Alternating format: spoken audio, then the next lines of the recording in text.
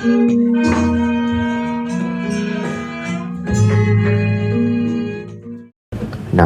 tassa bhagavato arahato sama sambuddhassa. Namo tassa bhagavato arahato sama sambuddhassa. Namo tassa bhagavato arahato sama sambuddhassa. Kalena dhamma sakacca eta manggala mutamanti.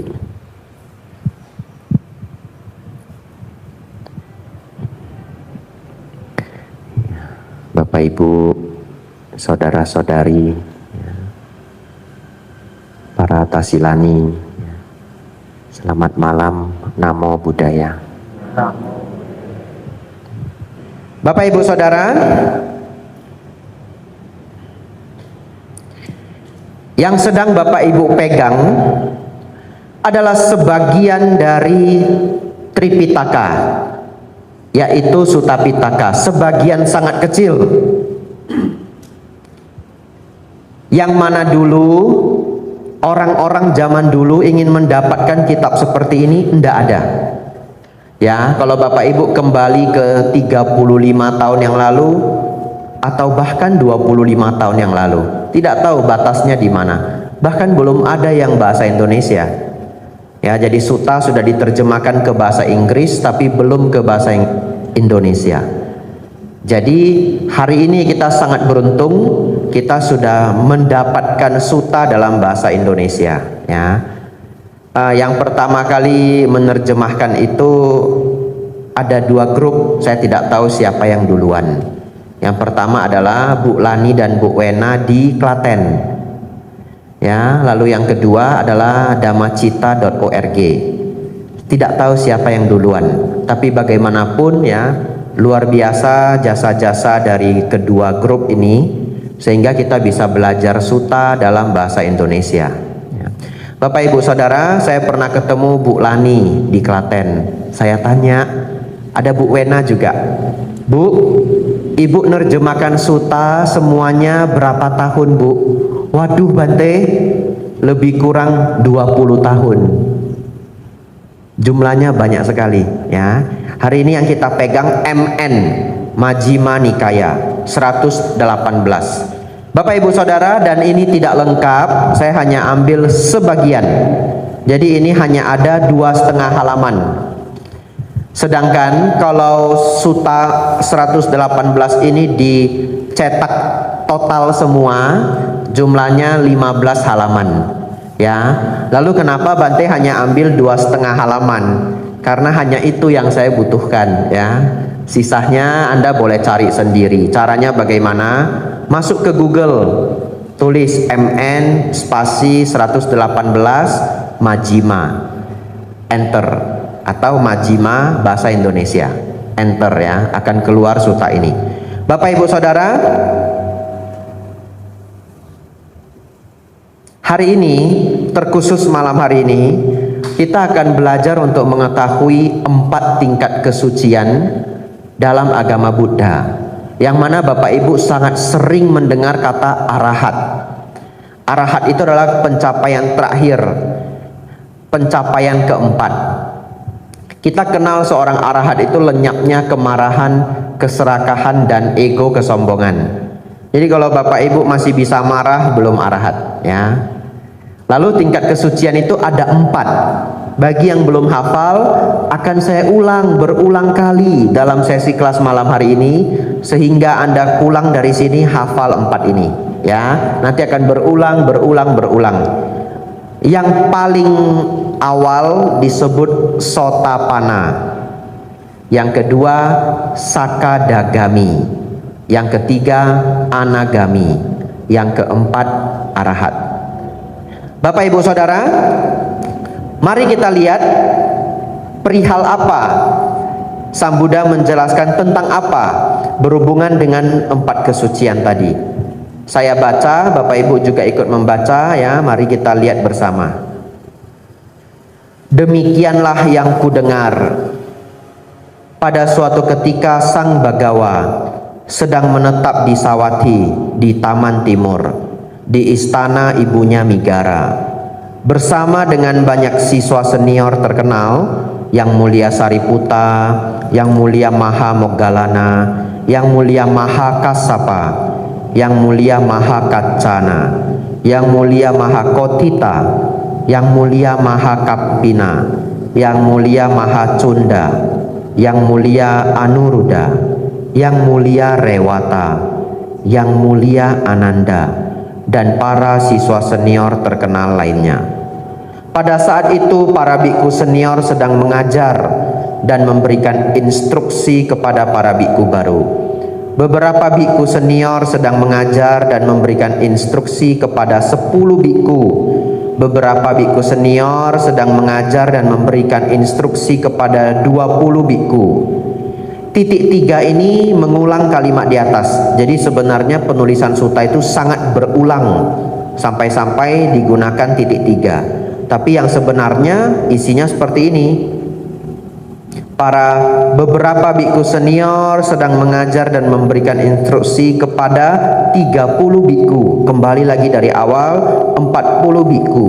Dan para biku baru itu setelah diajari dan diberikan instruksi oleh para biku senior, telah mencapai tingkat-tingkat keluhuran tinggi berturut-turut, atau tingkat-tingkat kesucian yang tinggi berturut-turut. Bapak Ibu Saudara, kalau Bapak Ibu lihat di paragraf pertama, ada nama Yang Mulia Sariputa dan Yang Mulia Maha Moggallana. Kedua nama ini adalah nama sangat besar di dalam ajaran Sang Buddha. Ini adalah murid utama, tangan kanan dan tangan kiri Sang Buddha. Nah, bagi yang belum tahu, setiap di altar itu ada 2 biku yang menemani Sang Buddha. Tidak setiap altar, tapi banyak altar. Sebelah kanan adalah Bante Sariputa, sebelah kiri adalah Bante Moggallana. Ya, dari mimik wajah Bapak Ibu, saya melihat cukup banyak yang baru tahu hari ini. Oleh karena itu saya lanjutkan informasinya. Ya, ini ada radarnya Bapak Ibu. Ya. Siapa itu Bante Sariputa? Beliau adalah biku paling bijaksana di antara semua murid Sang Buddha. Jadi Bante Sariputa itu nomor 2 paling bijaksana di Sangga. Nomor 1 adalah Sang Buddha. Sebelah kiri Bante Moggallana adalah biku paling sakti di antara semua murid Sang Buddha. Ya. Namun kadang-kadang umat Buddha berpikir kalau Bante Sariputa itu tidak ada kesaktian sama sekali.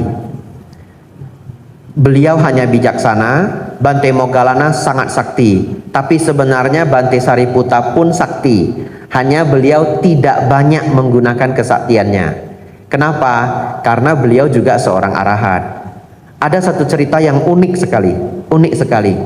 Satu ketika Bante Sariputa dan Bante Moggallana sedang berjalan menuju ke tempat yang jauh. Jadi mereka melewati satu gunung, dan gunung itu sangat angker.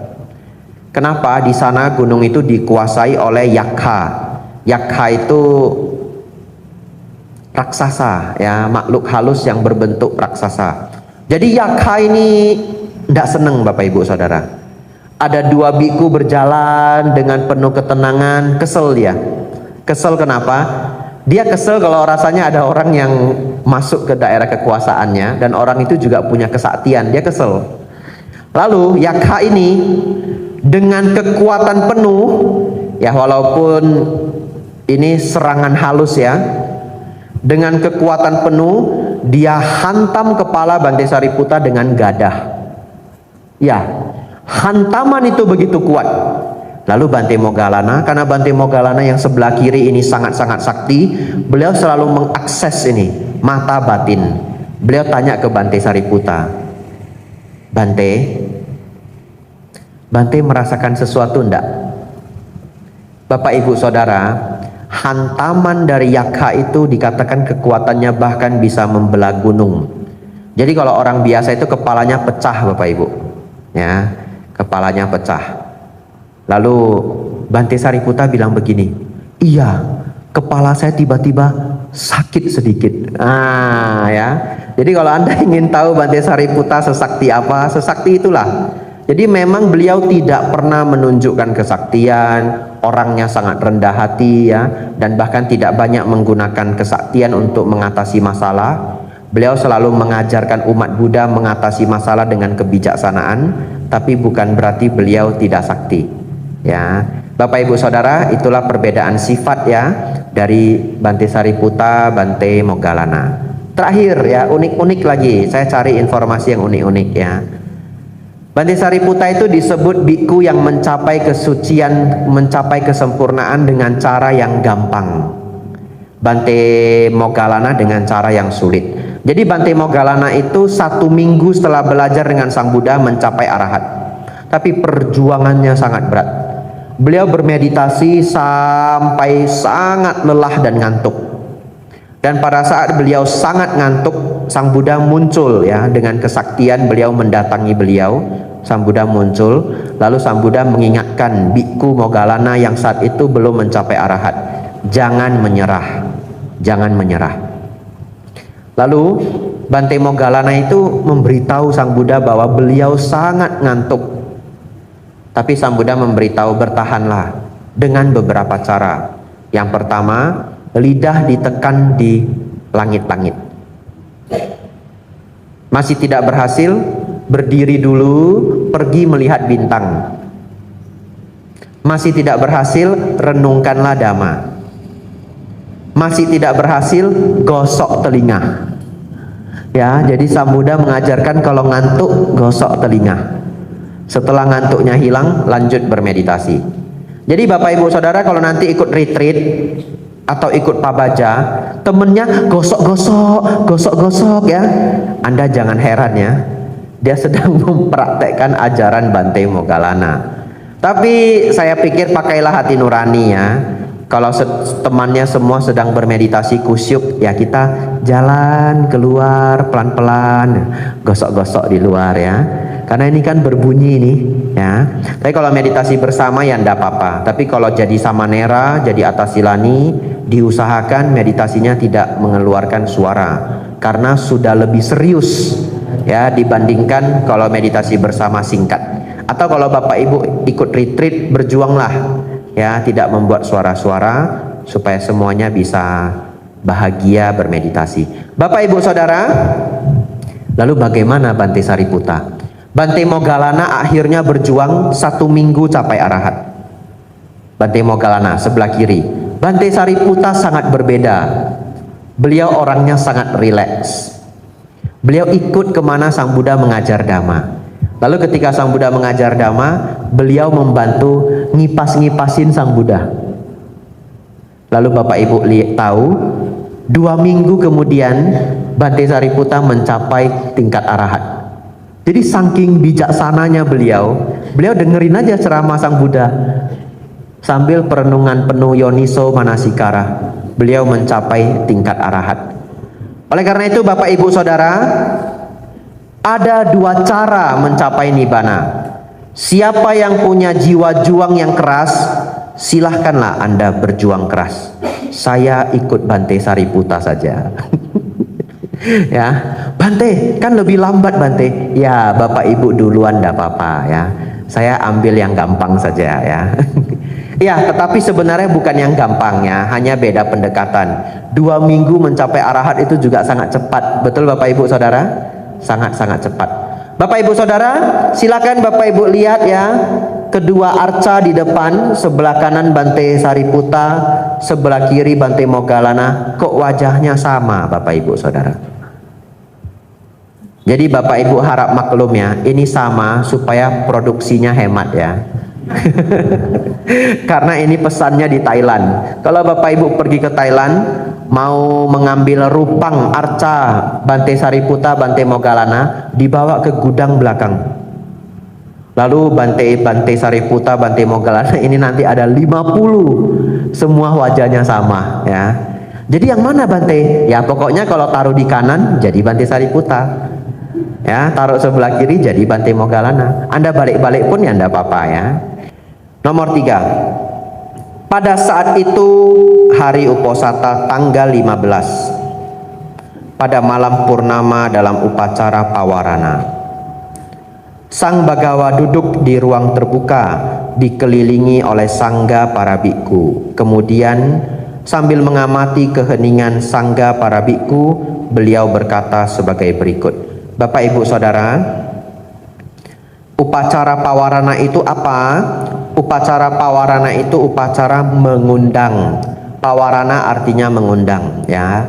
Mengundang apa? Mengundang untuk dikritik. Ya. Jadi upacara pawarana ini para biku berkumpul saling mengundang. Kalau saya ada salah, tolong beritahu saya. Ya, jadi ini salah satu praktek para biku biasanya pada saat keluar wasa. Nomor 4 Bapak Ibu, para biku, aku puas dengan kemajuan ini, pikiranku puas dengan kemajuan ini.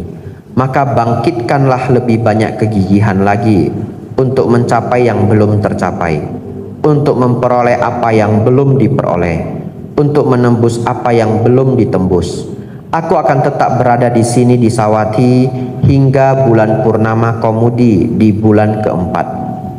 Para biku dari luar kota mendengar Sang Bagawa akan tetap berada di Sawathi hingga bulan purnama Komudi di bulan keempat, dan para biku dari luar kota datang ke Sawathi untuk menemui Sang Bagawa.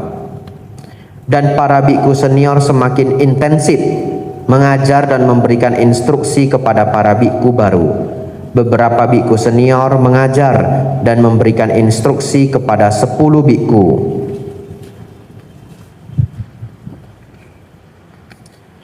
Beberapa biku senior mengajar dan memberikan instruksi kepada 20 biku, 30, 40 biku.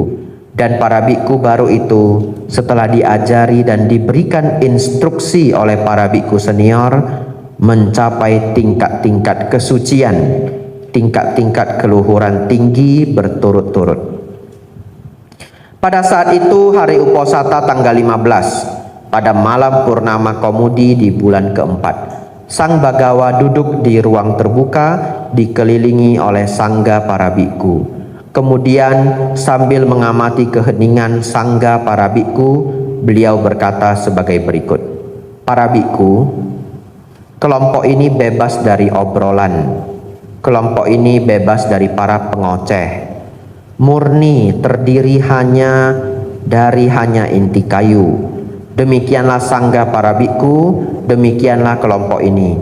Kelompok yang demikian adalah layak menerima pemberian, layak menerima keramahan, layak menerima persembahan, layak menerima penghormatan, lahan jasa yang tiada bandingnya di dunia ini. Demikianlah sangga para biku, demikianlah kelompok ini. Kelompok yang sedemikian sehingga pemberian kecil yang diberikan kepada kelompok itu akan menjadi besar, dan pemberian besar menjadi lebih besar. Demikianlah sangga para biku, demikianlah kelompok ini. Kelompok yang sedemikian yang jarang terlihat di dunia ini, demikianlah sangga para biku, demikianlah kelompok ini. Kelompok yang sedemikian sehingga layak menempuh perjalanan sejauh banyak liga dengan membawa tas perjalanan untuk menemuinya. Demikianlah sangga para biku, demikianlah kelompok ini. Liga itu adalah perhitungan orang zaman dulu, ya. Berapa kilometer saya sudah tidak ingat, ya. Nanti Bapak Ibu, tetapi liga ini jaraknya jauh, ya. Mari kita lanjutkan. Baik, setelah ini nomor 9 Bapak Ibu Saudara, kita masuk ke bagian yang penting, ya. Dalam sangga para biku ini terdapat para biku yang adalah para arahat dengan noda-noda dihancurkan, yang telah menjalani kehidupan suci, telah melakukan apa yang harus dilakukan, telah menurunkan beban, telah mencapai tujuan mereka, telah menghancurkan belenggu-belenggu penjelmaan, dan sepenuhnya terbebaskan melalui pengetahuan akhir. Para biku demikian ada dalam sangga para biku ini. Nomor 10. Dalam sangga para biku ini terdapat biku yang dengan hancurnya 5 belenggu yang lebih rendah, akan muncul kembali secara spontan di alam murni, dan di sana mencapai nibana akhir tanpa pernah kembali dari alam itu. Bagi yang pegang pen, silakan digaris bawahi, tanpa pernah kembali di alam itu, tanpa pernah kembali dari alam itu. Para biku demikian ada dalam sangga para biku ini. Baik Bapak Ibu Saudara, ketika kita melihat nomor 8, Sang Buddha sangat memuji kelompok ini. Kenapa? Karena saat ini sedang terjadi kegiatan biku senior intensif mengajar biku junior. Artinya apa?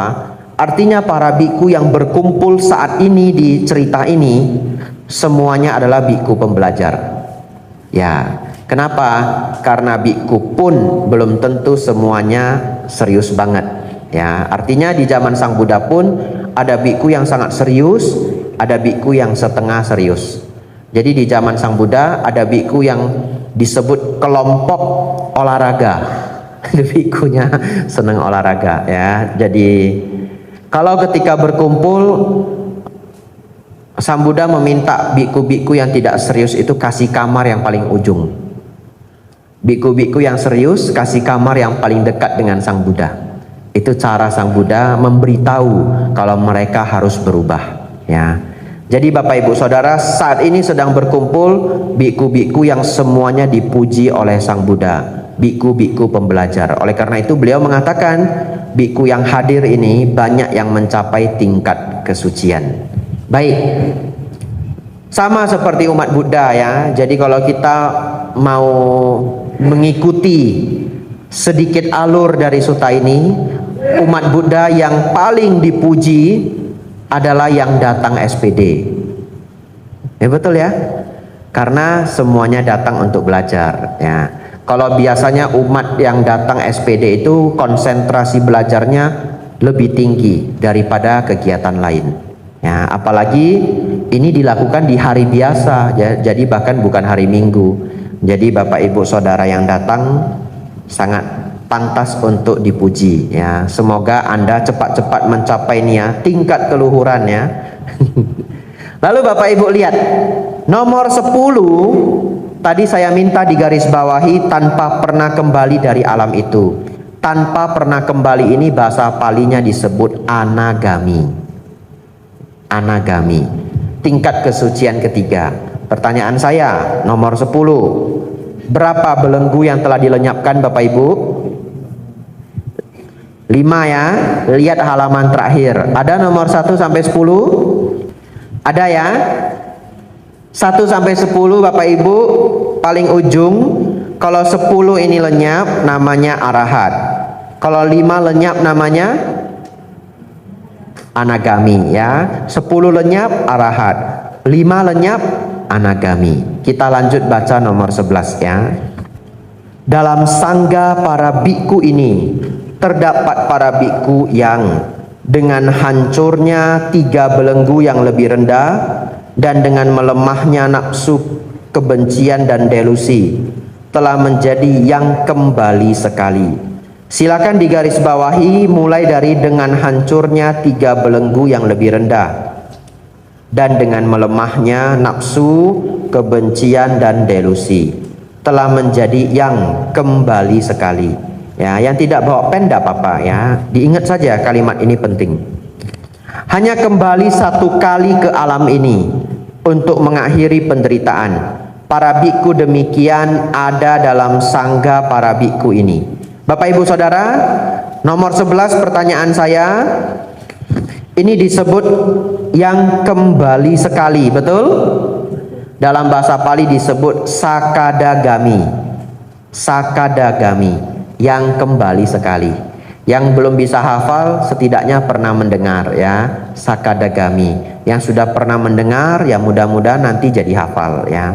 Sakadagami, sakadagami, yang kembali sekali. Pertanyaan saya Bapak Ibu, berapa belenggu yang dilenyapkan sakadagami? 3 ya. Berapa Bapak Ibu? 3 ya. Melemahkan apa Bapak Ibu? Dosa loba moha, betul? Baik, Anda lihat nomor 10. Maaf, Anda lihat itu nomor 10 rintangan batin ya. Yang halaman terakhir. Kan rintangannya ada 10, betul? Lenyap semua arahat, betul? Lenyap 5 anagami.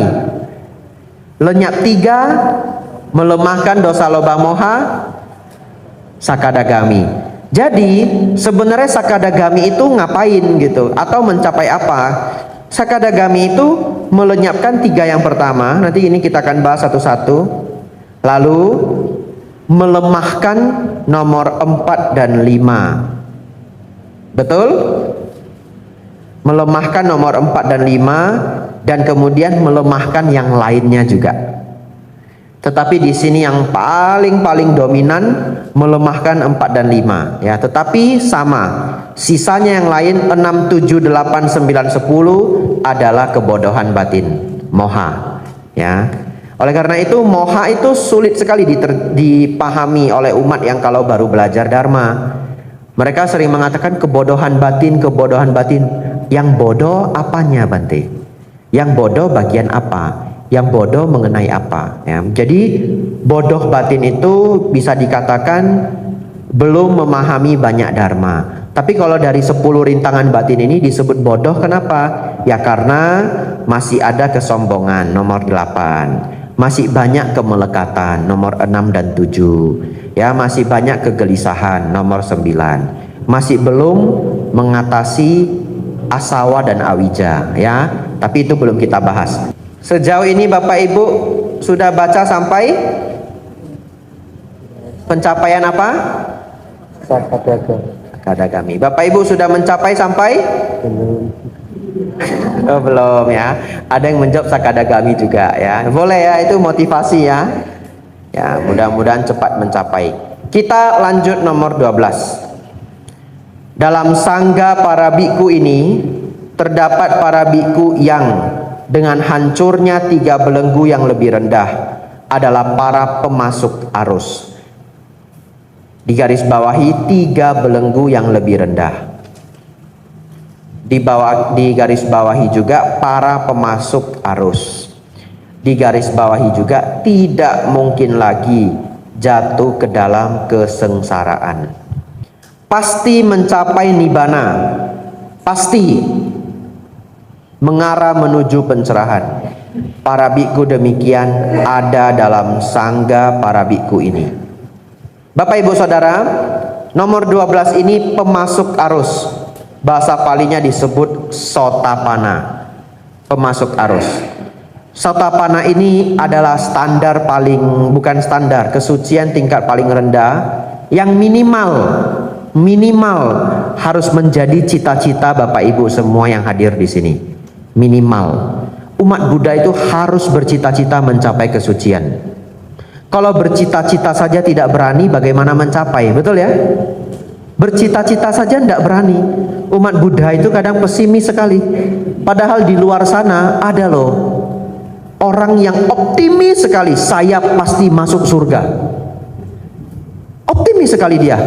Kalau umat Buddha itu rodo pesimis. Kamu bagaimana nanti?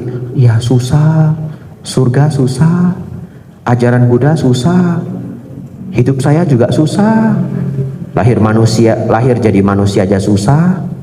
Jadi kamu belajar agama Buddha jadi susah? Ya hidup saya susah gitu. Aduh, itu pesimisnya maksimal ya. Pesimisnya maksimal. Umat Buddha minimal bercita-cita mencapai tingkat sotapana. Kenapa? Lihat. 1. Tidak mungkin lagi jatuh ke alam menderita. Tidak mungkin. Kalau Bapak Ibu mencapai tingkat sotapana, tertutup alam neraka, tertutup alam binatang, tertutup alam hantu. Lalu Bapak Ibu Saudara, lanjut. Sang Buddha mengatakan, bukan saya yang bilang ya, Sang Buddha. Itu sebabnya saya print kertasnya. Bapak Ibu tahu apa tujuan saya print kertasnya? Supaya saya bisa meyakinkan Anda, ini Sang Buddha yang bilang. Betul ya?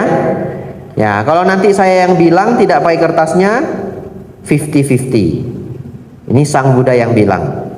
pasti mencapai nibbana. Ini pasti mengarah menuju pencerahan, pasti mencapai kebebasan, ya. Para biku demikian ada dalam sangga para biku ini. Bapak Ibu Saudara, di suta yang lain Sang Buddha memberitahu kita seseorang yang mencapai pemasuk arus atau sotapana maksimal 7 kehidupan pasti mencapai nibbana. Maksimal.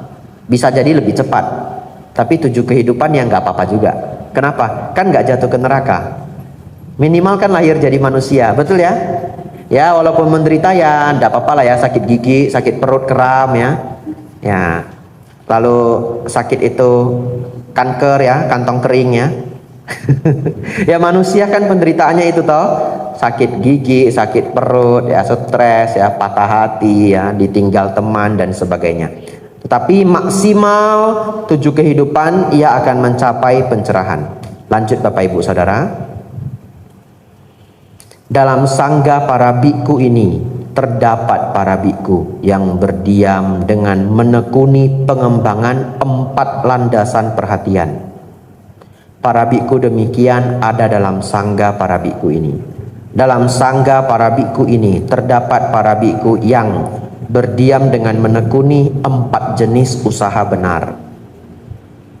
Dalam sangga para biku ini terdapat para biku yang berdiam dengan 4 landasan kekuatan batin, yang dengan 5 indria, yang dengan 5 kekuatan, yang dengan 7 faktor pencerahan, yang dengan jalan mulia berunsur 8. Para biku demikian ada dalam sangga para biku ini. Bapak Ibu Saudara, lihat dengan baik apa maksud Sang Buddha di sini. Maksudnya adalah para biku yang semuanya adalah murid Sang Buddha sendiri, mereka itu memiliki ajaran-ajaran yang paling mereka favoritkan. Betul ya? Ada yang sangat favorit dengan Satipatthana. Satipatthana itu 4 perhatian penuh ya. Lalu ada yang menekuni 4 jenis usaha benar, sama wayama.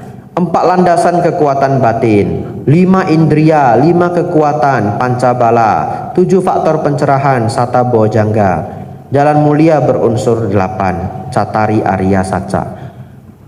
Itu 4 kebenaran mulia. Jalan mulia berunsur 8. Nah Bapak Ibu Saudara, oleh karena itu ini menjadi pengetahuan kita bersama bahwa fokus setiap orang itu memang bisa berbeda-beda. Tetapi apabila semuanya adalah ajaran Dhamma yang benar, semua akan membawa pada tingkat-tingkat pencerahan ya. Kalau Bapak Ibu tanya ke saya, dari semua ini Bante paling senang yang mana? Semua juga senang, tapi kalau disuruh pilih satu yang paling favorit, favorit saya adalah jalan mulia berunsur 8 ya. Kita lanjut Bapak Ibu Saudara, nomor 14. Dalam sangga para biku ini terdapat para biku yang berdiam dengan menekuni pengembangan meta, cinta kasih. Ada yang menekuni pengembangan karuna, belas kasih. Ada yang menekuni pengembangan kegembiraan altruistik, mudita. Ada yang menekuni pengembangan keseimbangan batin, upekha. Ada yang menekuni pengembangan meditasi kejijikan, asubha, persepsi ketidakkekalan. Para biku demikian ada dalam sangga para biku ini. Dalam sangga para biku ini terdapat para biku yang berdiam dengan menekuni pengembangan perhatian pada pernafasan. Jadi Bapak Ibu Saudara, di sini Sang Buddha memberitahu ya, objek meditasi itu banyak jenis. Dan para biku berpraktek dengan teknik yang berbeda-beda. Namun apabila caranya benar, semua mencapai tingkat-tingkat kesucian ya. Di sini membuka cara berpikir kita agar tidak menjadi katak dalam tempurung, tidak menjadi orang yang kaku. Apa yang kita praktek mungkin orang lain mempraktekkan berbeda. Tetapi seketika selama semuanya dalam ruang lingkup Dhamma, ajaran Sang Buddha, semua akan membawa keberhasilan. Sama seperti yang sebelumnya, kalau Bapak Ibu penasaran, nanya saya, Bante paling senang yang mana di antara semua ini? Saya paling senang perhatian pada pernafasan. Ya, saya paling senang ini. Ya, Bapak Ibu Saudara, setelah ini ada 10 macam belenggu, disebut 10 samyojana. Kadang disebut samyojana saja. Ya. Kita sudah belajar tadi, Sang Buddha di dalam Sutta Anapanasati ini mengatakan 3 belenggu lebih rendah, 5 belenggu. Tapi beliau tidak menjelaskan belenggunya apa. Betul ya? Oleh karena itu, ini bukan bagian dari sutta. Ini catatan saja. Apa sih 10 belenggu itu? Dan inilah pelajaran kita malam hari ini. Bapak Ibu Saudara harus minimal berjuang melenyapkan berapa belenggu? 3 ya, minimal mencapai sotapana agar hidup kita aman ya. Baik, oleh karena itu mari kita fokus 3 yang pertama. Sedihnya Bapak Ibu, nomor 1 pula yang paling sulit ya. Anda bersiap-siap ya. Nomor 1 paling sulit. Nomor 2 mah gampang dijelaskan. Nomor 3 tidak sulit dijelaskan ya. Baik, kita mulai dari nomor 1. Sakkaya Ditthi, pandangan salah mengenai aku. Apa yang disebut pandangan salah mengenai aku? Kita akan mulai dari penjelasan yang tidak terlalu rumit. Tidak terlalu rumit ya. Yang pertama, memahami bahwa tubuh bukanlah diriku. Apa maksudnya? Ada orang di luar sana yang menganggap tubuh adalah dirinya. Kalau dia menganggap tubuh ini adalah dirinya yang sebenarnya, pertanyaannya, kalau tubuh ini rusak, berarti hidupnya habis, betul? Betul ya? Kalau tubuhnya rusak, berarti hidupnya habis. Masih ada yang bingung, saya sederhanakan lagi. Kalau dia mati, hidup ini selesai. Jadi orang yang berpikir tubuh adalah diriku tidak memahami hukum kelahiran ulang. Oleh karena itu, kalau dia beruntung terlahir jadi orang baik. Contoh, maksudnya apa? Di negara-negara maju seperti Norwegia, Jerman, Swedia, itu tingkat orang yang ateis itu tinggi sekali. Dan kalau mereka ateis, biasanya mereka tidak mempercayai reinkarnasi. Silahkan ya.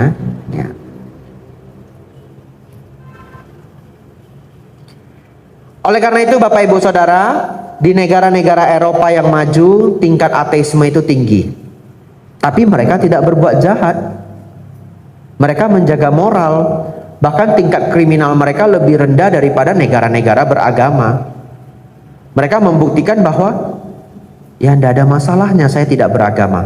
Tapi bagaimana secara dharma? Secara dharma, walaupun mereka baik, mereka masih memiliki satu kerugian. Apa kerugiannya? Sudah pasti tidak termotivasi untuk melatih batin agar menjadi lebih luhur. Ya, jadi mereka kehilangan kesempatan untuk berjuang menjadi makhluk yang lebih tinggi.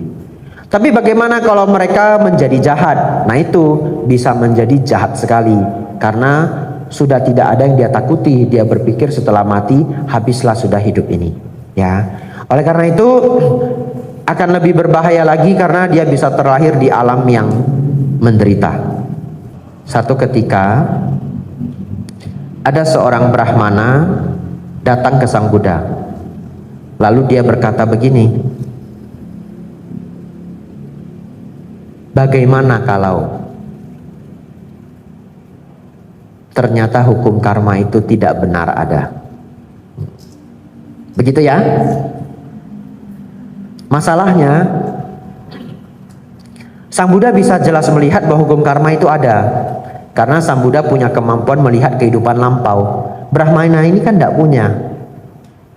Tapi dia bertanya, bagaimana kalau ternyata tidak ada?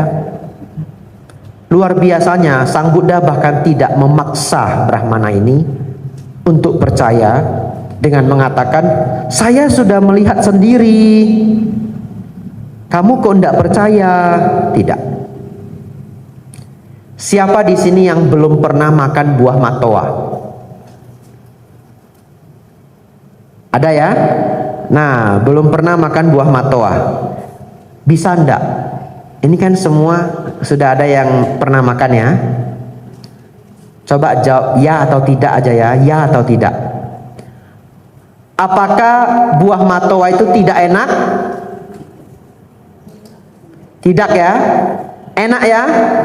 Ya. Tapi di sini ada yang belum pernah makan, betul?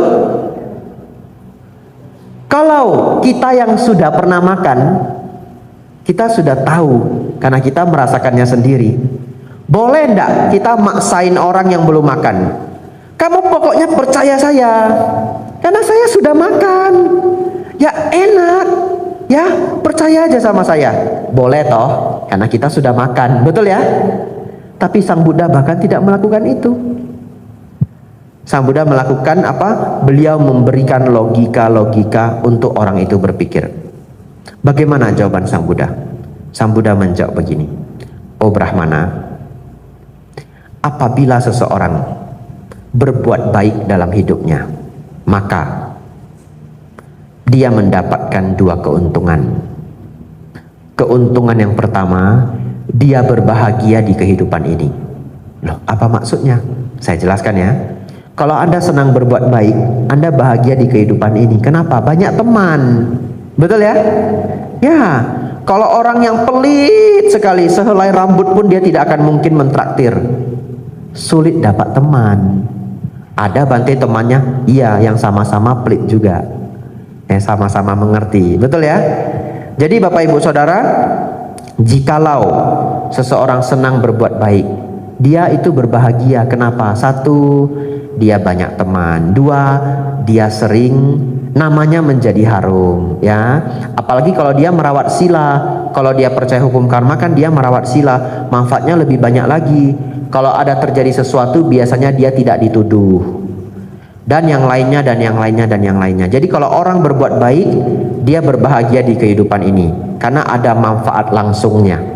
Bahkan bagi Bapak Ibu yang punya sifat altruistik, senang berbuat baik, begitu Anda berbuat baik langsung sudah merasa bahagia, betul?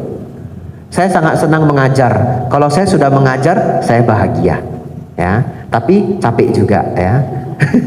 Capek tambah bahagia, ya. Jadi Bapak Ibu Saudara, Sang Buddha mengatakan seseorang berbuat baik berbahagia di kehidupan ini. Yang kedua,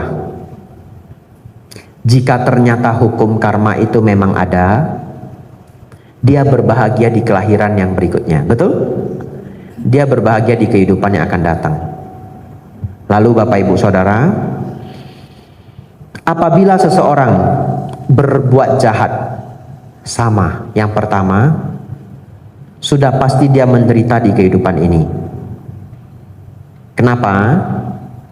Dalam sesi Dhamma kelas itu, semua boleh izin ke kamar mandi, kecuali saya. Iya, kadang sesak juga, tapi tidak bisa pergi. Lalu selesai acara sudah mau pergi, Bante foto dulu Bante. Waduh, tidak jadi pergi. Padahal sudah tersiksa ini ya. Semua boleh permisi ke kamar mandi, kecuali saya. Ya. Lanjutkan Bapak Ibu Saudara. Apabila seseorang berbuat jahat, satu, dia sudah pasti menderita di kehidupan ini. Kenapa? Iya, mencuri itu bisa ditangkap, betul ya? Kalau ditangkap warga di tempat yang mengerikan, dibakar hidup-hidup. Di tempat yang mengerikan. Kalau di tempat yang tidak mengerikan, ya di Thailand. Kalau pencuri ketangkap di pasar, diikat di tiang. Kemudian dipukuli sama ibu-ibu pakai sapu, ya. Kenapa yang mukul ibu-ibu? Supaya tidak mati. Kalau yang mukul bapak-bapak, satu orang ninju sekali mati Bapak Ibu pencurinya, ya. Ya Bapak Ibu, kalau ada pencuri di jalan itu jangan ikut mukul ya. Zaman sekarang kalau pencurinya mati, itu dicari siapa yang mukul. Ya, kadang-kadang masuk berita ya, kalau pencurinya mati bisa ketangkap 5 orang, 7 orang yang memukul pencuri tersebut. Jadi kalau Anda dapat pencuri, ya ikat dah, telepon polisi ya. Ya. Lalu Bapak Ibu Saudara, Sang Buddha mengatakan seseorang yang berbuat jahat, dia menderita di hidup ini. Ada penderitaan yang dia alami, tidak dipercaya orang, gampang gelisah, ya, dan yang lainnya dan yang lainnya. Dan apabila ternyata kelahiran berikutnya itu ada, dia akan terlahir di alam menderita. Lalu Sang Buddha mengatakan, dengan berpikir demikian, bahkan ketika hukum karma itu tidak ada, Sang Buddha tidak menjelaskan demikian, ini saya sederhanakan ya.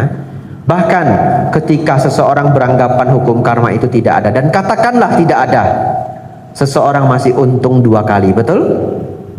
Dia untung 2 kali. Dan ketika ternyata hukum karma itu benar adanya dan ada kelahiran berikutnya, dia untung 4 kali.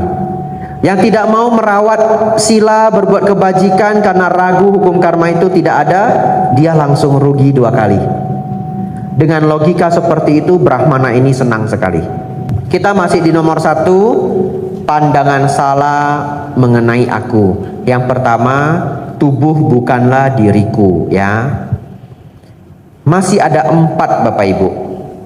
Totalnya semua, pancakanda bukanlah diriku. Apa itu pancakanda? Pancakanda itu badan dan 4 yang ada di batin. 1 tambah 4, 1 badan, 4 batin. Kok batin ada 4 Bante? Bagian-bagian batin itu dibagi menjadi 4 oleh Sang Buddha. Yang pertama, ini biar gampang, saya biasanya masuk ini dulu, perasaan. Ya, Bapak Ibu punya perasaan? Punya ya. Baik. Misalkan Bapak Ibu senang, itu perasaan, betul? Sedih, perasaan ya. Yang kedua, pikiran. Apa itu pikiran? Pikiran itu yang ngomong di pikiran Anda. Ya. Jadi Bapak Ibu Saudara, Anda sudah bisa membedakan perasaan dan pikiran. Perasaan itu yang Anda rasakan, senang, tidak senang, netral ya, marah, malu, itu adalah perasaan. Pikiran yang ngomong di pikiran Anda. Ya. Pertanyaan saya, pikiran dipengaruhi sama perasaan enggak? Sangat dipengaruhi, ya. Kalau Anda sedang kesal naik mobil, tiba-tiba ada yang nyalip, langsung Anda berpikir apa? Gimana ini nyalip orang? Lalu begini, begitu, begini dan begitu. Bayangkan kalau Anda sedang bawa mobil di Jepang, Bapak Ibu. Dan itu hari pertama Anda tiba di Jepang. Wah, indah sekali negaranya. Contoh ya, contoh saja ya. Diandai-andaikan saja, saya juga belum ke Jepang Bapak Ibu ya. Bapak Ibu Saudara, dengan keadaan hati yang bahagia, jalan-jalan dengan teman atau dengan keluarga, tiba-tiba ada yang nyalip, persis sama seperti kemarin di Semarang, seret begini, tidak marah, gak apa-apa, betul ya? Dan lagi happy ya. Dulu ada teman saya pergi ke Jepang, saya nanya dia pertanyaan yang lucu sekali. Saya tanya dia begini, ke Jepang happy enggak? Tahu enggak dia jawab apa? Saya nanya dia, kamu ke Jepang bahagia enggak? Apa? Lihat apa yang paling bahagia? Dia jawab saya lucu sekali. Saking lucunya saya masih ingat sampai hari ini. Dia jawab saya begini, namanya ke jalan-jalan ke luar negeri itu pasti seneng. Kamu nanya saya lihat apa seneng? Saya lihat rumput aja seneng katanya. Ya, jadi Bapak Ibu Saudara, Anda hari ini sudah bisa membedakan perasaan dengan pikiran. Sudah 2 ya. Yang ketiga, di dalam pikiran kita, batin kita ada kesadaran. Kesadaran mah gampang. Kalau Anda nggak pingsan ya sadar, betul ya? Kalau Anda pingsan ya nggak sadar. Ini nampak sekali. Yang keempat yang paling sulit. Paling sulit. Pencerapan. Pencerapan. Atau gampangnya disebut pengenal. Ya, bahasa Palinya disebut sanya. Tapi setelah 9 tahun menjadi biku, saya menemukan contoh sanya yang mudah-mudahan bisa membantu Anda memahami, yang belum pernah Anda dengar sebelumnya.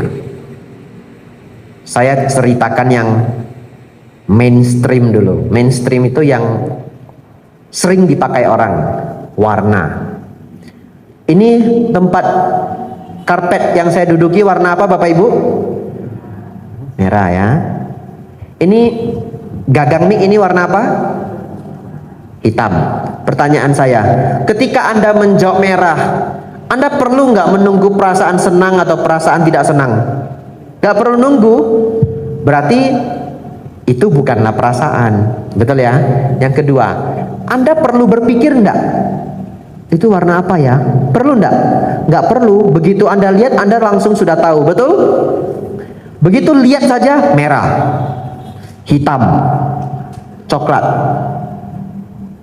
Itu disebut pengenal. Anda tidak perlu berpikir, Anda tidak perlu menunggu si perasaan untuk muncul, Anda langsung tahu begitu saja. Disebut sanya. Tapi kenapa Sang Buddha menjelaskan mengenai sanya? Nah, itu nanti di bagian terakhir, yang setelah 9 tahun saya ketemu contoh yang uniknya. Kita maju dulu pelan-pelan. Bapak Ibu sudah setuju tubuh bukanlah diriku? Setuju ya, karena ada kelahiran kembali. Kalau tubuh adalah diriku, tubuh saya hancur, tidak ada kelahiran kembali. Kenyataannya ketika tubuh ini hancur, kita lahir lagi dan memiliki tubuh yang baru. Itu artinya tubuh itu bukanlah diriku yang sebenarnya.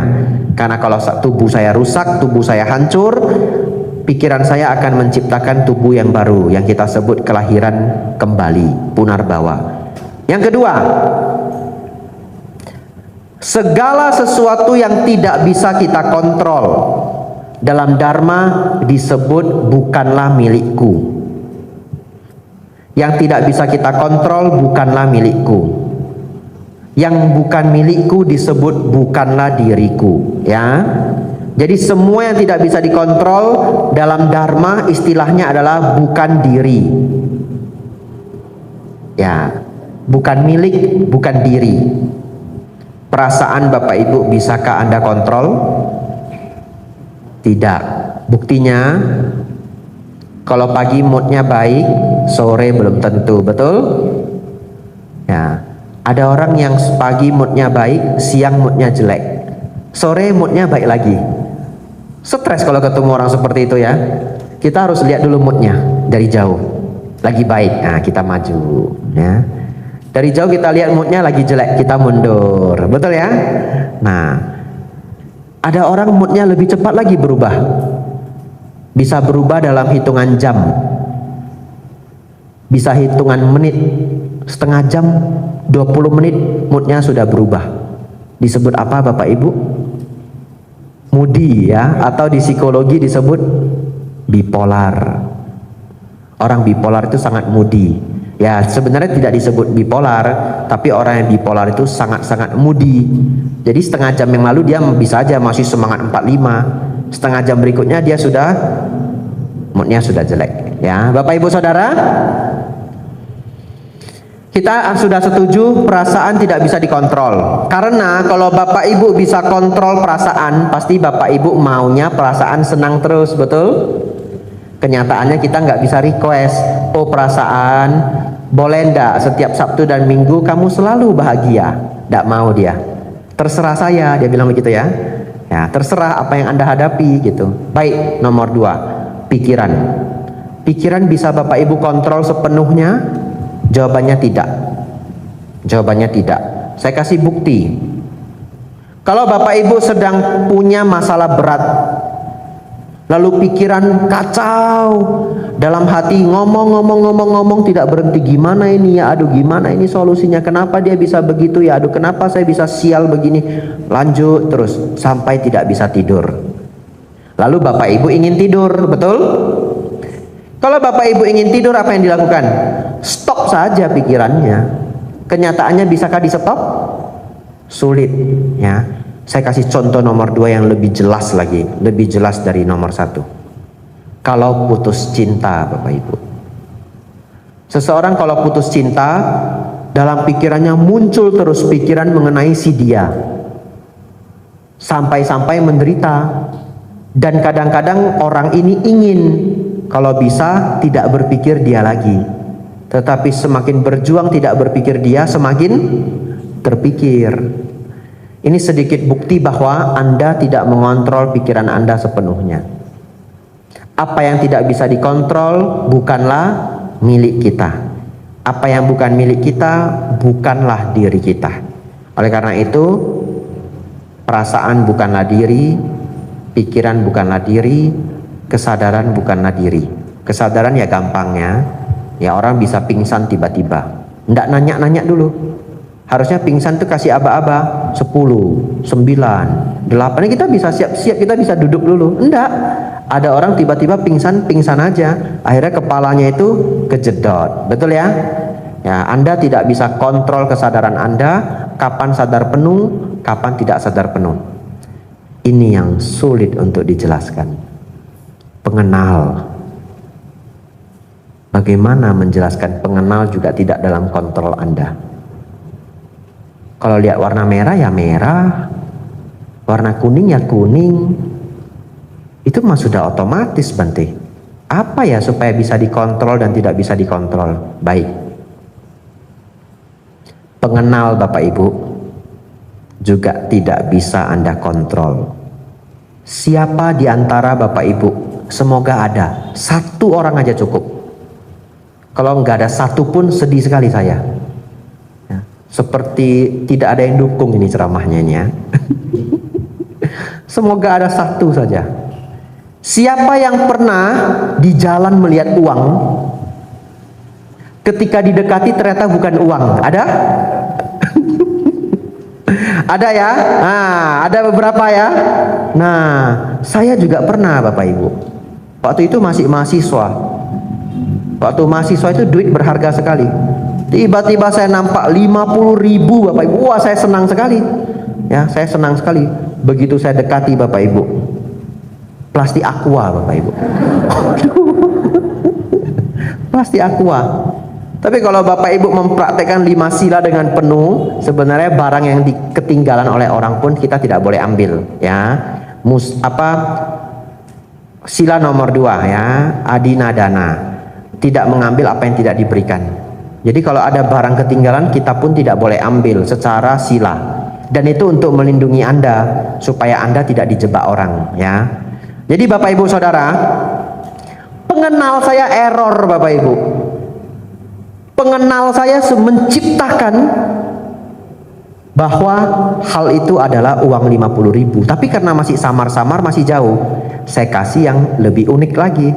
Kadang-kadang ada sesuatu, entah bunga, tanaman, atau kain ya, kalau dilihat dari jauh itu kayak orang Bapak Ibu.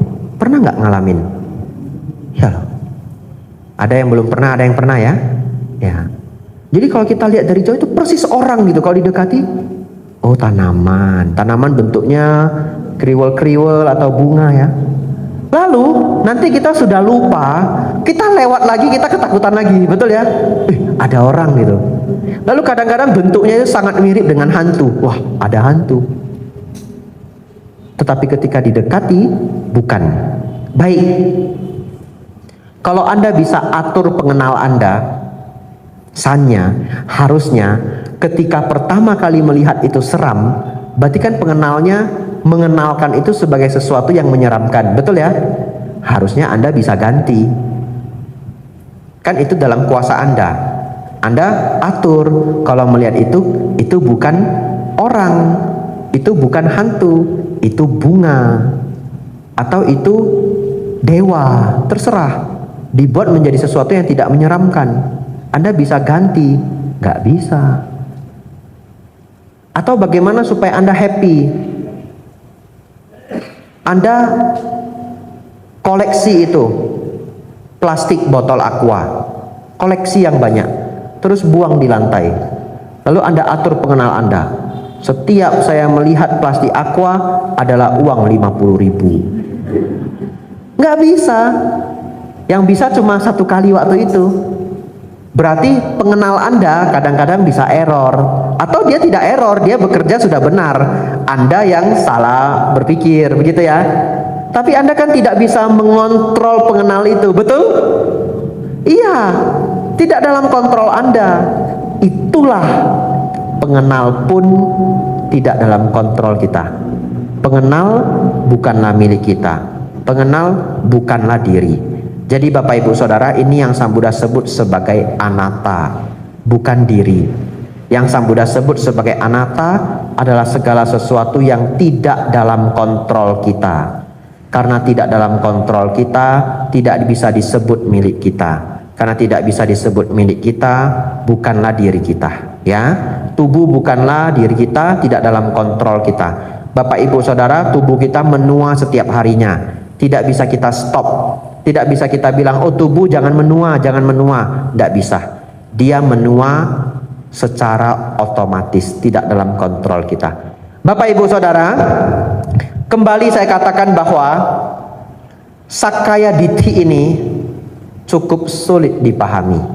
Oleh karena itu kalau Bapak Ibu mendengar penjelasan saya malam hari ini hanya paham 50%, 70%, jangan khawatir.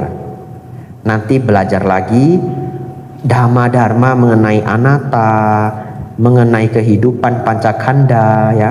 Pemahaman Anda akan meningkat, meningkat dan meningkat. Kenapa? Karena itu juga yang saya rasakan selama belasan tahun. Apa yang kita pelajari di awal itu kadang belum begitu nangkep, ya. Tetapi hari ini kita persingkat. Sakkaya Ditthi, pandangan salah mengenai aku, menganggap bahwa tubuh adalah diriku yang sebenarnya, menganggap perasaan adalah diriku yang sebenarnya, menganggap pikiran adalah diriku yang sebenarnya, menganggap pengenal adalah diriku yang sebenarnya, menganggap kesadaran adalah diriku yang sebenarnya. Tambahan dari saya. Setelah ini kita lanjut nomor 2. Dan Bapak Ibu tidak akan sanggup memahami ini secara sempurna kecuali mendapatkan pengalaman meditasi, ya. Jadi ketika seseorang benar-benar memahami anatta secara 100%, dia adalah seorang arahat. Jadi kalau ketika kita belajar, kita memahaminya 50%, 60%, 70%, bertambah setiap kali kita belajar. Itu adalah prosesnya sembari bermeditasi. Bermeditasi itulah yang benar-benar kita akan mendapatkan pengalaman memahami anatta. Nomor 2, wicikicca, keraguan-raguan terhadap ajaran Buddha. Ajaran Sang Buddha itu ada 3 yang paling mendasar. Yang pertama, memahami baik dan buruk. Nomor 2, memahami hukum kama wipaka. Nomor 3, memahami 4 kebenaran mulia. Jadi ketika seseorang ragu terhadap ajaran Buddha, secara sangat mendasar dia ragu terhadap 3 ini. Apa solusinya? Sering belajar dhamma. Atau solusinya belajar dhamma. Ya, jadi satu-satunya cara menghilangkan keraguan terhadap ajaran Buddha, ikut SPD, ya. Belajar dhamma, jadi tahu. Silabbata paramasa. Ini juga menjadi penjelasan panjang saya yang terakhir. Setelah ini tidak ada penjelasan yang terlalu panjang, ya. Bapak Ibu Saudara, mari kita baca. Kepercayaan bahwa upacara atau ritual semata dapat membawa pada tingkat kesucian dan pembebasan dari penderitaan. Saya ulangi sekali lagi. Kepercayaan bahwa upacara atau ritual semata dapat membawa pada tingkat kesucian dan pembebasan dari penderitaan. Lenyap 3 belenggu apa Bapak Ibu? Sotapanna, ya. Jadi Anda harus berjuang paham yang 3 ini minimal, ya. Nomor 3, silabbata paramasa. Pertanyaan saya Bapak Ibu, apa yang disebut suci? Bapak Ibu pernah merenung nggak? Apa sih yang disebut suci? Dan kalau di ajaran lain, suci itu bisa karena ditunjuk. Betul ya? Orang ini ditunjuk sebagai orang suci. Siapa yang menunjuk? Beda-beda, tergantung ajarannya, ya. Tapi ada makhluk yang punya hak khusus, bisa menunjuk siapa yang suci dan siapa yang tidak suci. Bagaimana dalam dharma? Apakah dharma dalam kesucian dalam dharma itu ditunjuk? Tidak. Kesucian dalam dharma itu adalah standar. Ikut apa? Belenggu ini, betul? Gak bisa main tunjuk. Standarnya belenggu. Jadi Bapak Ibu Saudara, dalam dharma dikatakan suci apabila kemarahannya sudah lenyap atau berkurang, keserakahannya sudah lenyap atau berkurang banyak. Ketiga, kesombongannya sudah lenyap, ego dan kesombongannya sudah lenyap atau berkurang banyak. Kenapa saya pakai atau? Karena kalau lenyap semua namanya arahat, betul ya? Tapi dalam dharma Sang Buddha juga kasih standar yang lain. Belum arahat pun anagami, sakadagami, sotapana. Apakah sotapana masih ada kemarahan? Ada. Nanti kita lihat ya, itu ada standar-standarnya. Yang tidak ada kemarahan apa? Anagami. Jadi Bapak Ibu Saudara, dalam dharma dikatakan suci kalau dosa loba mohanya berkurang, tidak bisa main tunjuk. Tapi ternyata itu adalah universal tanpa orang sadari. Saya kasih contoh. Kalau di satu desa Bapak Ibu, katakanlah kita semua warga satu desa yang sama, ya, namanya Desa Tanah Putih, contoh ya. Lalu ada satu orang ditunjuk, dia adalah orang suci. Sejak saat itu semua orang memuja dia. Orang percaya dia orang suci. Semua orang memuja. Lalu satu ketika, hanya karena masalah yang sangat sepele, hanya sangat sepele. Apa masalahnya? Misalkan nggak sengaja kesenggol bajunya, bajunya tok, bukan orangnya, kesenggol bajunya. Langsung dia marah sangat mengerikan, barang dia banting semua, barang hancur semua. Sejak itu, apakah Bapak melihat dia sebagai orang suci? Sulit ya? Padahal dia sudah ditunjuk. Itu membuktikan kepada Anda tidak ada yang bisa melebihi standar dari dharma. Orang langsung mundur. Ah, dia tidak suci ternyata. Disenggol kainnya saja, ngamuk sampai menghantam barang. Nomor 2, orang itu dianggap suci Bapak Ibu, suci banget. Semua orang memuja. Saking memujanya, semua orang mengangkat dia menjadi pimpinan. Lalu tiba-tiba setelah 3-4 tahun ketahuan Bapak Ibu Saudara, ternyata selama ini semua uang warga dia curi 50%. Setelah ketahuan, masih mau Bapak Ibu menganggap dia orang suci? Tidak mau. Padahal dia sudah ditunjuk. Petunjuk itu langsung habis, dimakan sama keserakahan. Betul Bapak Ibu Saudara? Yang ketiga, kesombongan. Kalau ketika seseorang ditunjuk sebagai orang suci, tapi dia lihat semua orang seperti sesuatu yang sangat kecil, ya, dihina-hina semua orang dihina-hina. Setelah terkumpul dan terkumpul, akhirnya semua orang tidak mau menganggap dia suci.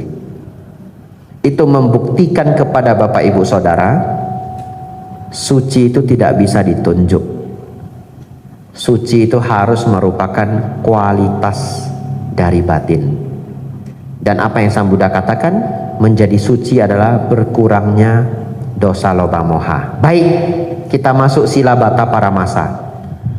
Tidak ada ritual dan upacara apapun yang dapat membawa pada kesucian. Apa maksudnya? Baik, Bapak Ibu Saudara, kalau seseorang tidak lagi punya kemarahan sedikit pun, namanya anagami. Lihat, nomor 5 apa belenggunya? Kemarahan, betul? Kebencian dan niat jahat, itu bagian dari kemarahan. Anagami lenyap 5 belenggu, betul? Berarti anagami sudah tidak bisa marah. Sotapana dan sakadagami masih bisa marah. Tapi jangan karena ini besok Bapak Ibu berpikir Bapak Ibu sudah boleh marah. Nanti kalau Bapak Ibu marah, lah kan belum anagami, lah kan belum anagami, begitu ya?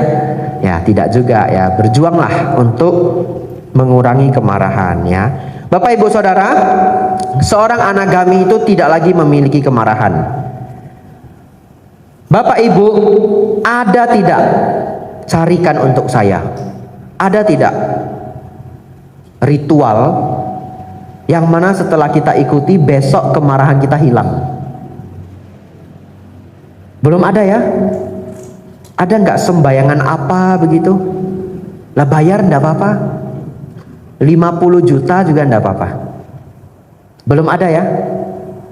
Kalau ada Bapak Ibu bayar 50 juta, dibuat ritual sedemikian macam rupa, besok kemarahan lenyap. Wah, besok biku resign semua. Nggak perlu latihan lagi, bayar aja. Betul ya? Kenyataannya tidak bisa. Tidak ada ritual dan upacara apapun yang bisa membantu Anda.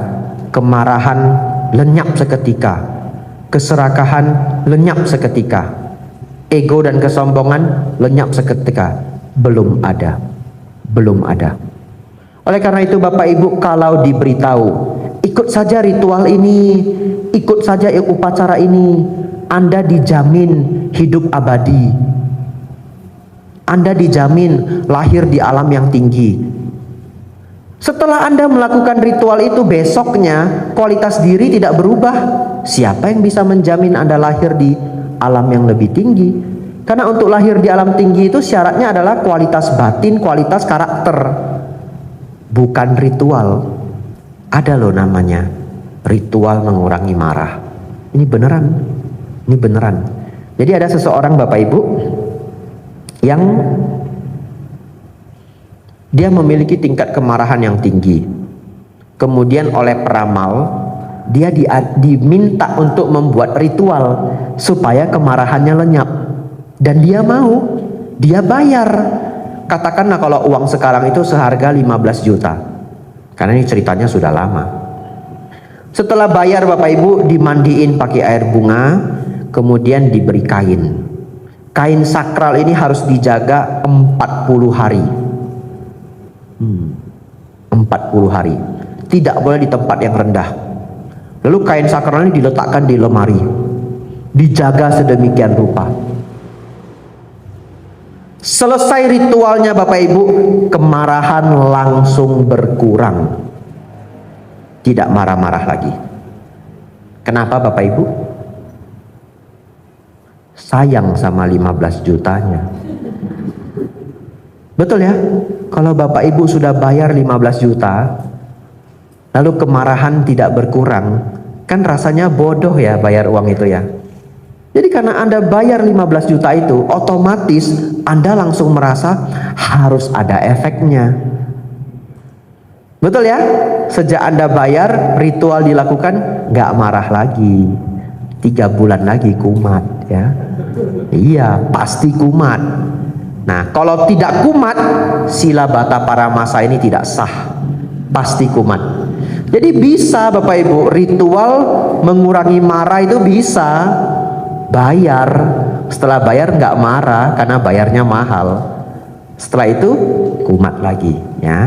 Oleh karena itu Bapak Ibu Saudara, ingatlah, tidak ada ritual dan upacara apapun yang bisa membantu Bapak Ibu melenyapkan kemarahan, melenyapkan keserakahan, melenyapkan kebodohan batin. Dan 3 itu adalah sumber penderitaan. Makanya di sini ditulis, kepercayaan bahwa upacara atau ritual semata dapat membawa pada tingkat kesucian dan pembebasan dari penderitaan adalah belenggu, adalah kekeliruan. Bapak Ibu Saudara, 5 menit lagi jam 9 ya. Anda sudah paham 3 belenggu, yang lainnya tidak sulit. 4, nafsu indria. Siapa yang lenyap nomor 4 Bapak Ibu?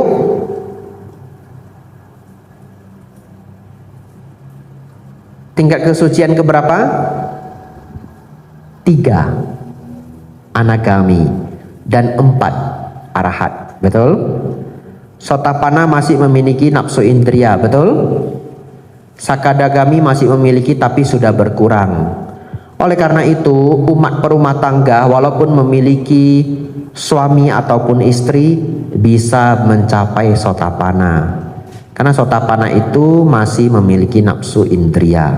Makanya kalau kita lihat di zaman Sang Buddha, para pedagang-pedagang besar yang senang belajar dhamma banyak yang mencapai sotapanna. Contohnya Anatha Bindika. Padahal menjadi pedagang besar itu sangatlah sibuk, banyak yang mau diurus, betul ya? Ya, tetapi mereka juga bisa berjuang mencapai sotapanna. Bagaimana caranya Bante? Banyak belajar dhamma. Saya ulangi, banyak belajar dhamma. Sotapanna itu ditembus dengan kebijaksanaan mendengarkan dhamma. Kalau sakadagami bagaimana Bante? Sakadagami sudah sulit ya. Biasanya sakadagami itu lebih banyak ditembus oleh pabajita. Ya, jadi seorang pabajita itu sudah tidak memiliki pasangan hidup. Ya, jadi pelan-pelan nafsu indria akan tertekan. Nah, ketika dia menembus sakadagami, nafsu indria masih ada, tetapi sudah sangat-sangat tertekan. Ya. Tapi kalau nanti dia menembus anagami, nafsu indrianya lenyap. Jadi tidak sulit bagi seorang pabajita untuk mencapai tingkat sakadagami. Jadi untuk para atasilani, cita-citanya harus lebih tinggi. Ya, cita-citanya yang lanjut jadi atasilani tetap, cita-citanya arahat tapi minimal sakadagami. Begitu ya. Karena sudah tidak memiliki partner hidup, kesempatan untuk menurunkan nafsu indria sangatlah besar ya, sangatlah gampang. Tapi belum lenyap kalau mencapai anagami. Bapak Ibu Saudara, nomor 6 kemelekatan dan kehausan untuk terlahir di alam bentuk. Nomor 7 kemelekatan dan kehausan untuk lahir di alam tidak berbentuk ya. Artinya apa 6 dan 7 ini? Keinginan untuk hidup. Jadi seseorang walaupun sudah mencapai anagami, anagami itu sudah tinggi sekali loh. Anagami itu sudah tinggi sekali. Anagami itu pasti terlahir di alam Brahma. Tetapi dia masih ingin terlahir, betul? Dia masih ingin terlahir. 8. Kesombongan. Seorang anagami, sotapanna, sakadagami dan anagami masih memiliki kesombongan. Yang tidak ada kesombongan adalah para arahat. Ya, tetapi kesombongan di sini adalah sifat pembanding. Merasa dirinya lebih tinggi dari orang lain, merasa dirinya sama tinggi dengan orang lain, merasa dirinya lebih rendah daripada orang lain. Ketika seseorang membandingkan dirinya dengan orang lain, di situ muncul mana, M-A-N-A. Hanya secara sederhana diterjemahkan kesombongan, tapi mana itu adalah pembandingan diri. Ya, merasa diri lebih tinggi dari orang lain, merasa diri sama tinggi dengan orang lain, merasa diri lebih rendah daripada orang lain. Lah kalau begitu mau mikir apa Bante? Lah kalau saya ketemu orang ya otomatis otak ini sudah berpikir siapa lebih tinggi, siapa sama tinggi, siapa lebih rendah. Dia dengan saya, apakah saya lebih pintar atau dia lebih pintar? Saya lebih begini atau dia lebih begitu? Itu boleh berpikir begitu untuk subtopik. Apa maksudnya subtopik? Ya kalau Anda menjadi seorang guru, Anda harus mencari murid yang paling pintar matematika karena mau dikirim untuk lomba. Ya Anda harus membandingkan siapa yang lebih pintar matematika. Lalu kalau Anda kerja, ya Anda boleh membaca, oh dia itu lebih pintar bagian listrik daripada saya, dan sebagainya dan sebagainya. Subtopik itu tidak mengganggu Anda. Tetapi kalau pemikiran itu selalu ada di pikiran Anda sepanjang waktu, itu akan mengganggu Anda. Oleh karena itu, cara berpikir yang baik adalah setiap orang memiliki kelebihan dan kekurangannya masing-masing. Setiap orang memiliki kelebihan dan kekurangannya masing-masing. Dengan demikian, Anda tidak bisa menganggap diri Anda lebih tinggi. Anda tidak bisa menganggap diri Anda lebih rendah juga. Karena setiap orang punya pengetahuan yang berbeda-beda, pengalaman hidup yang berbeda-beda. Ada seorang guru Bapak Ibu, saya ketemu, pintar sekali. S3 Bapak Ibu, pintar sekali. Ada kelemahannya juga. Ternyata beliau tidak pintar naik motor, tidak pintar naik mobil, tidak pintar bawa sepeda. Kemana-mana harus naik bus. Ada kelebihan, ada kekurangannya. Tapi Bapak Ibu, saya pernah ketemu orang tidak sekolah. Tidak sekolah. Lalu dia mengantar saya ke wihara naik mobil. Sepanjang jalan Bapak Ibu, saya banyak sekali pohon yang saya tidak tahu. Saya nanyain terus, Mas itu pohon apa? Mas itu pohon apa? Mas itu yang ditanam apa? Kentang Bante. Oh kentang. Oh kentang pohonnya kayak begitu. Lah itu apa Mas? Stroberi Bante. Oh stroberi kayak begitu. Sepanjang jalan dia tahu semua. Terus saya nanya, lah kok Mas pintar sekali Mas tanaman? Lah iya Bante, tinggal di desa. Dan saya juga nanam. Masnya nanam apa? Kentang. Terus kentang putih. Kenapa nanamnya kentang putih? Sudah ada yang nampung Bante, ada pabriknya. Itu yang bikin french fries kiloan yang masuk supermarket. Kentangnya khusus kentang putih. Jadi kalau di sekitar pabrik itu, wah, siapapun nanam ditampung semua. Dan per kilo harganya bagus. Oh begitu. Di situ saya sadar Bapak Ibu. Setiap orang punya kelebihan dan kekurangannya masing-masing. Saya tidak ngerti pohon Bapak Ibu. Kalau kami tersesat di hutan berdua di tempat yang berbeda, siapa mati duluan Bapak Ibu? Saya mati duluan Bapak Ibu. Saya kepedean, oh ini bayam, tak makan rupanya beracun, mati Bapak Ibu. Tapi dia pintar sekali, tahu ini dan tahu itu. Oleh karena itu Bapak Ibu, ingatlah, setiap orang punya kelebihan dan kekurangannya masing-masing. Barangkali seseorang pendidikannya lebih tinggi, ekonominya lebih tinggi, status sosial lebih tinggi, bukan berarti dia lebih tinggi. Karena pengalaman hidup orang berbeda-beda. Dan lagi, setiap orang punya potensi mencapai nibbana. Betul?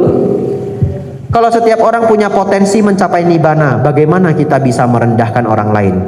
Karena setiap orang punya potensi mencapai tingkat arahat. Jangan-jangan nanti dia arahat duluan daripada kita. Betul ya? Saudara-saudari, itu nomor 8, kesombongan. Nomor 9, kegelisahan. Nomor 10, kebodohan batin. Kebodohan batin adalah salah satunya belum bisa memahami anatta dengan sepenuh-penuhnya. Belum bisa memahami asawa, arus batin yang bocor tidak terkendali. Saya tidak bisa membahas itu hari ini Bapak Ibu, karena membahas itu perlu 1 jam.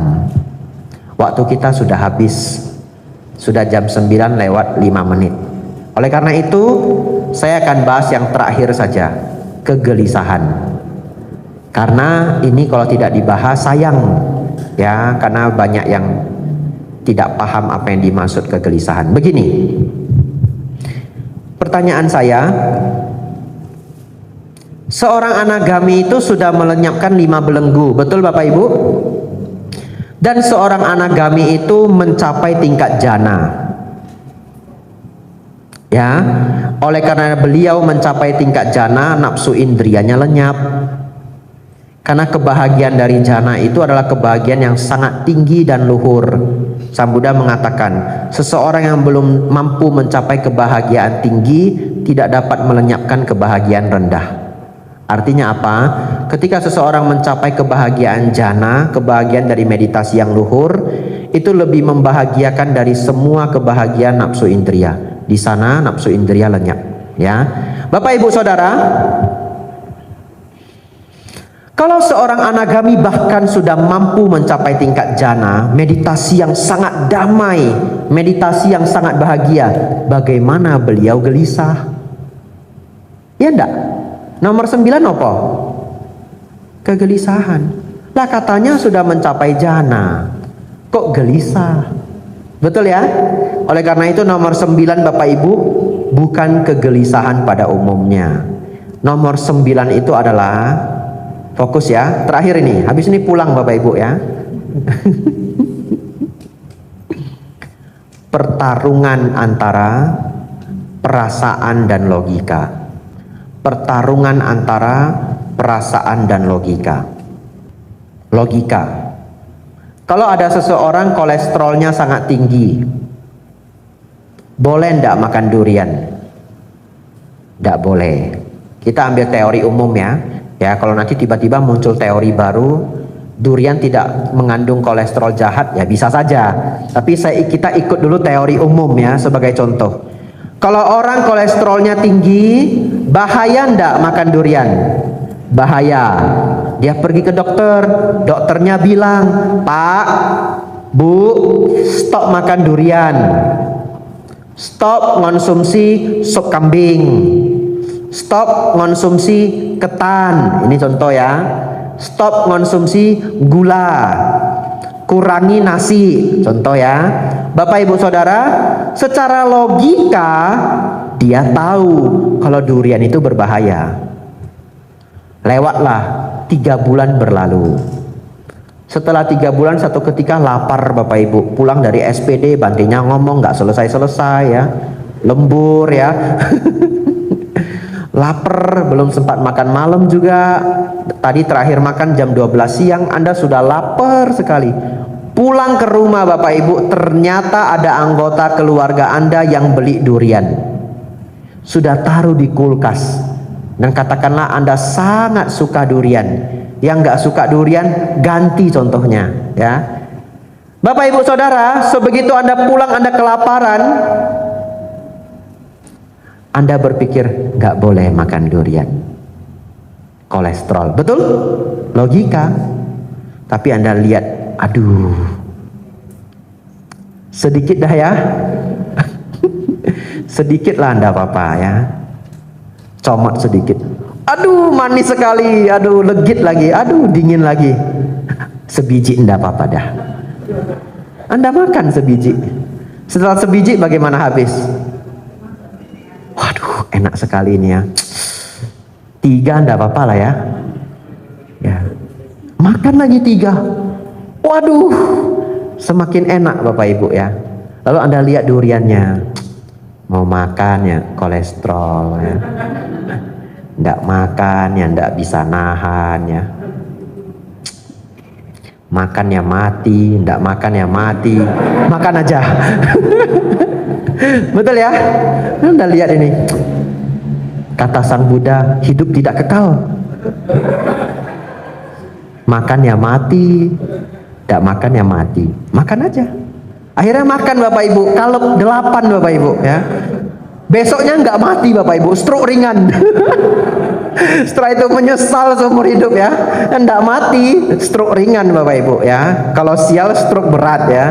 Bapak Ibu Saudara, pertanyaan saya,